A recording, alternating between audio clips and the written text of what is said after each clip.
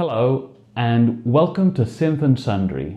Today I'm going to answer this question: how to route the right audio into the Octatrack without having to unplug anything. Let's get to it. The key to achieving this is my RME Fireface UFX audio interface that I bought 8 years ago, back when Firewire was still a thing.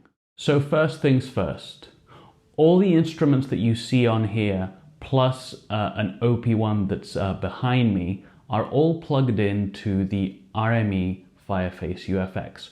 All their audio is feeding into that. And of course, that's why I got this interface, so I could record all the instruments into my computer into separate channels. But I also need to send audio to the Octatrack so it can be sampled or processed in there. What I want to avoid is the sound coming out of the Octatrack going back into the Octatrack. And I'll show you how to do that right now. So the solution here is to create a submix just for the Octatrack using RME's Total Mix software on the computer. That's the software that manages all the routings, all the audio routings of the UFX. So I basically use that to have two mixes. One is my main mix that goes into my headphones, and that has all the instruments that I want to monitor at any given time. And then there's a submix that just goes to the Octatrack. It's completely separate from the main mix. And in that submix, the Octatrack is turned all the way down so that it's not feeding back into itself. And then I can bring in whatever instruments I either want to sample or process using the Octatrack. It could just be one instrument, such as the Analog 4 on its own, or it could be 3 or 4 instruments. The Analog 4, the JV880, all mixed together into one signal going into the Octatrack, but excluding the Octatrack's output so that it doesn't cause any distortion or phase issues. So by using the submix, I avoid that issue and I just get the audio that I need at the time that I need it into the Octatrack. Let's take a look at how that's set up now in the software. And here we are.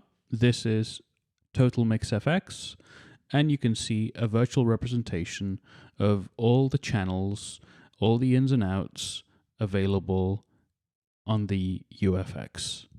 It does allow us to manage what audio goes where.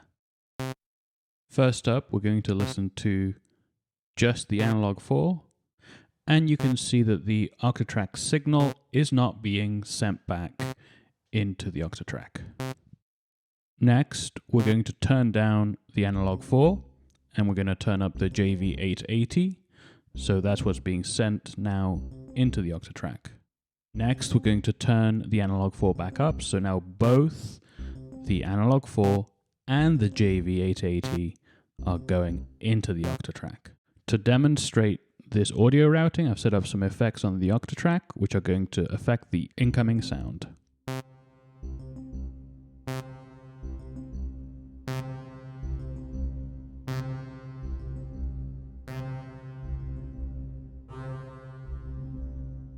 Lovely. Now let's combine the external sounds with just a kick sample from the Octatrack itself.